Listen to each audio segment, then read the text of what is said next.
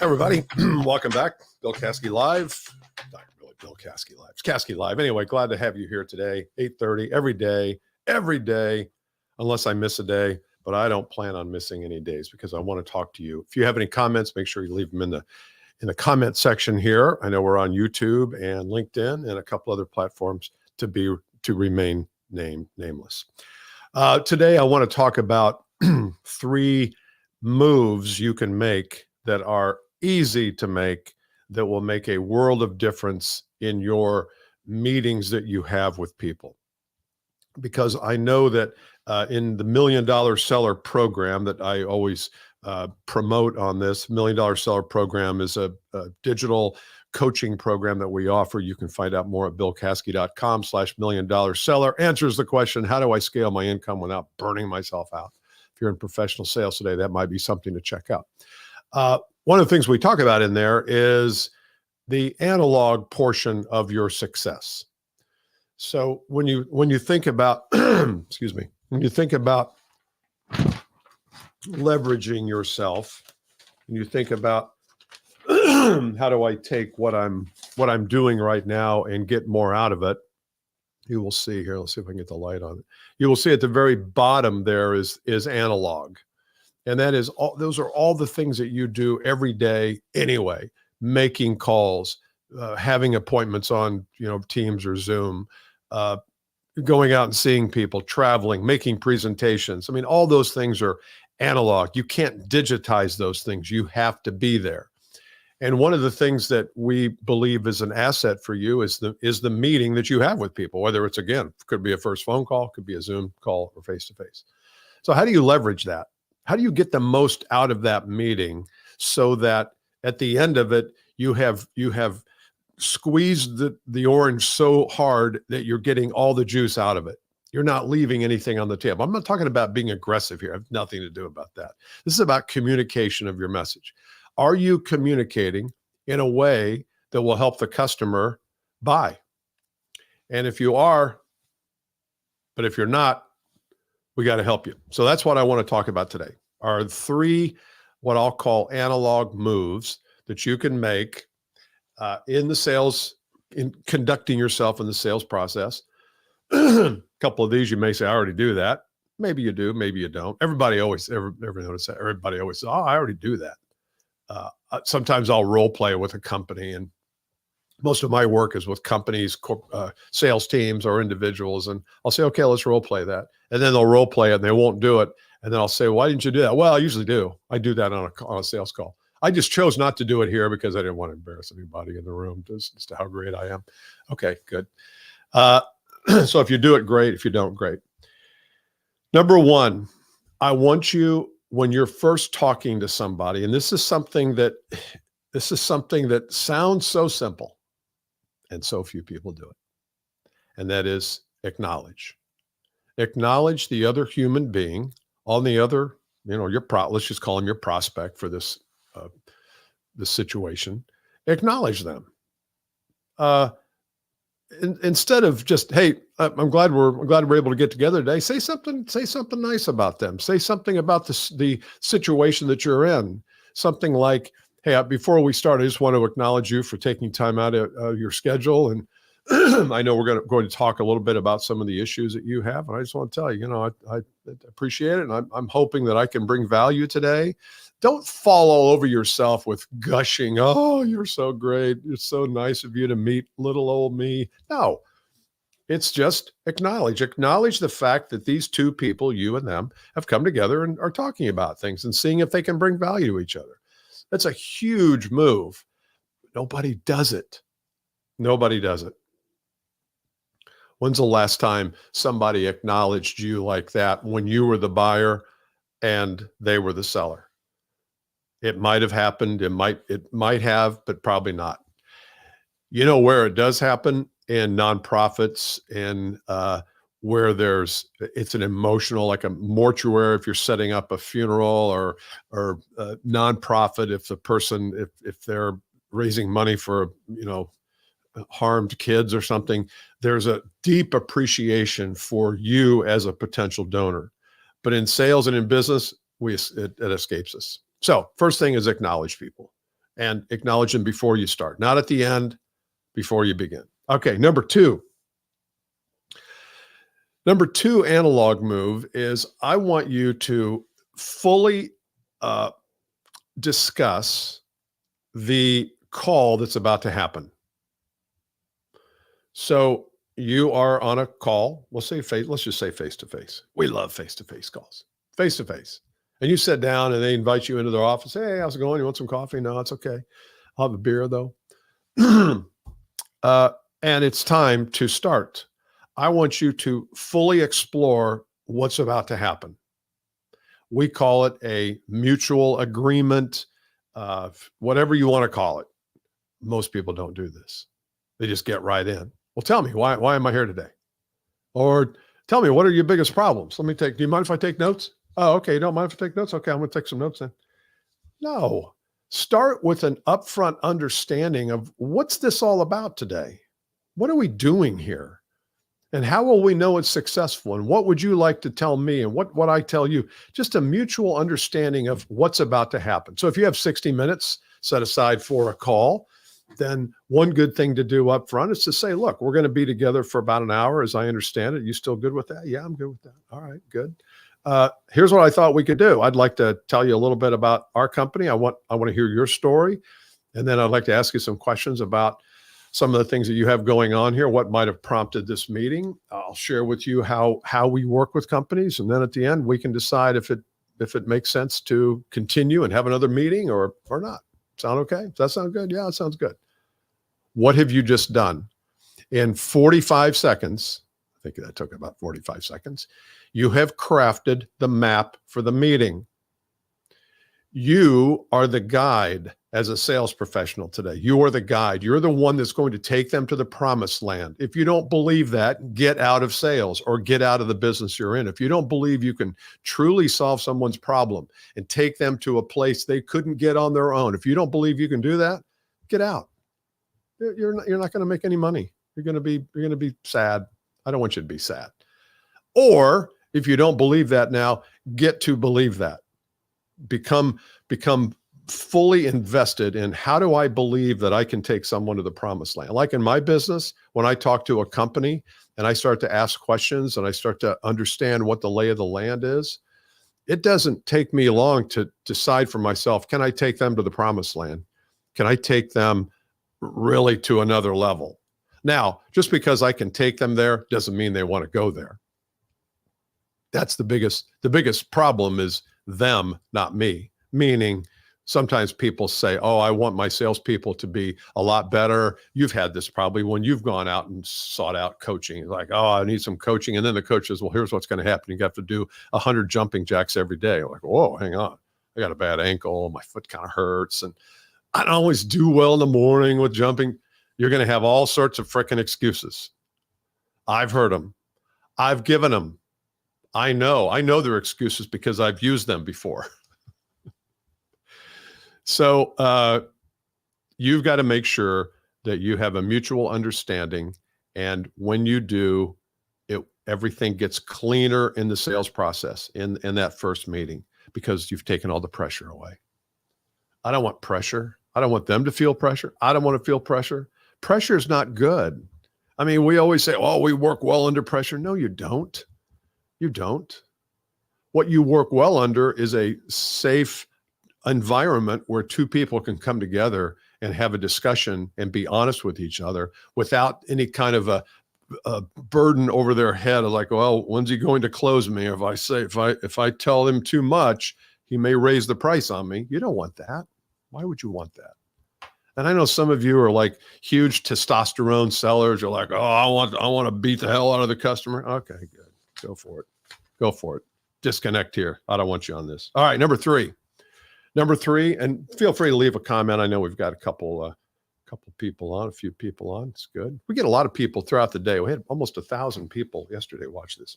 All right, number three, third analog move that I want you to make that I think is going to make all the difference in your sales process. I get into this in the $1 Million Seller. And again, as I said, the $1 Million Seller is a digital coaching program that you can find out more at billcaskey.com/$1 Million Seller. But I get into this idea of the offer. When you watch a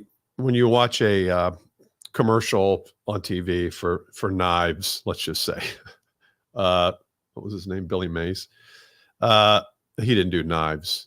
Who did knives? I don't know who did knives. I guess it was, who was the big infomercial guy? Ron Popeil. Ron Popeil did a lot of things. He did like Vegematic and stuff like that. But anyway, you watch that and you're clear about what the offer is. The offer is you buy these 6 knives and you get 3 free. And if you call within the next 5 minutes, you get 17 more free. And it comes with a free sharpening every month. Ron shows up at your house and sharpens these things. You understand that's the offer. So what am I paying for? What am I paying? I'm paying $100 to get the offer.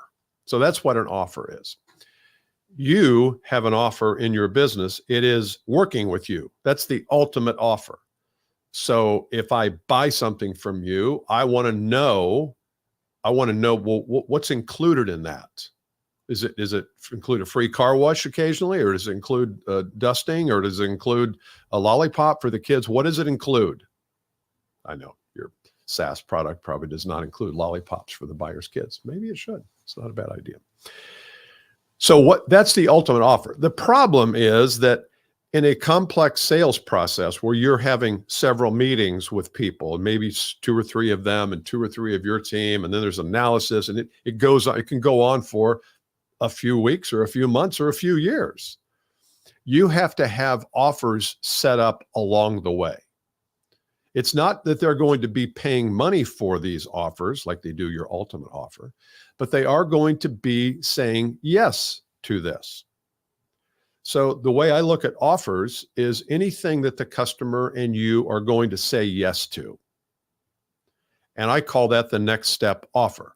Here's an example of this. I was on a call yesterday with a company that sells business services, we'll just say. And it's a fairly complex system. In other words, they have to get information from the customer to analyze their business before they propose anything. And it's pretty standard in the industry. And so my client will have a first call with a customer, and they will talk about generalities, tell me what you're trying to accomplish, what's your business, tell me about your situation, your needs, your, some of your numbers at a high level. And that call is usually about 30, 45 minutes. It's a very specific call. They're very good at this.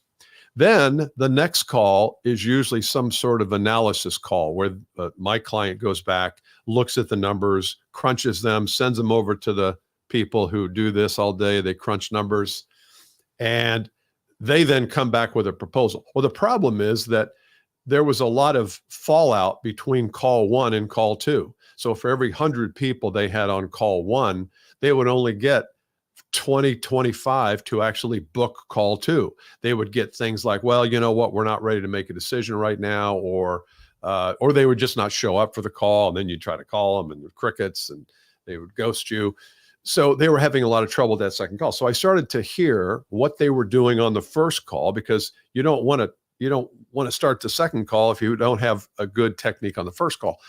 And so what they were telling the people on this first call is, look, sounds like there's a fit here. Why don't we get together next Tuesday at 3:00 or whatever the time is, and let's go a little bit further into this.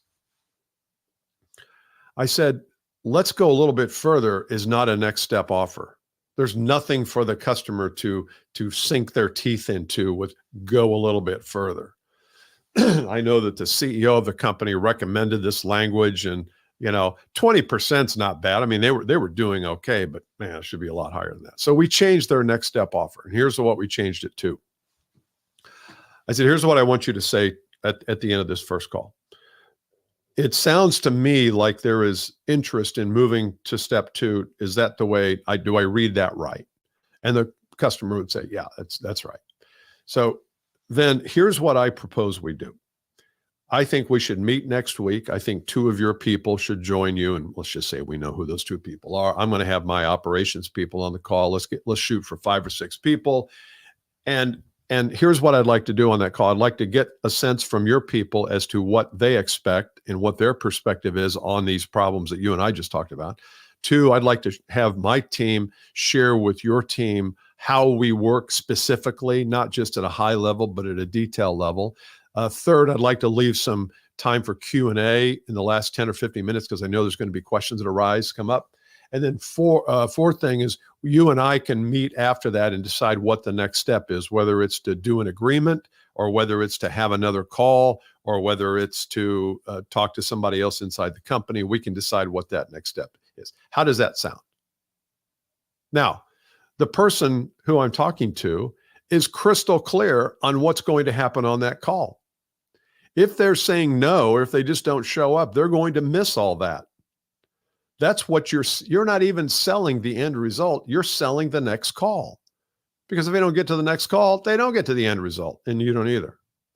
So when I talk about the next step offer, I want you to become crystal clear with your prospect about what the next step looks like. Think of it as a sale. It's a sale within a sale.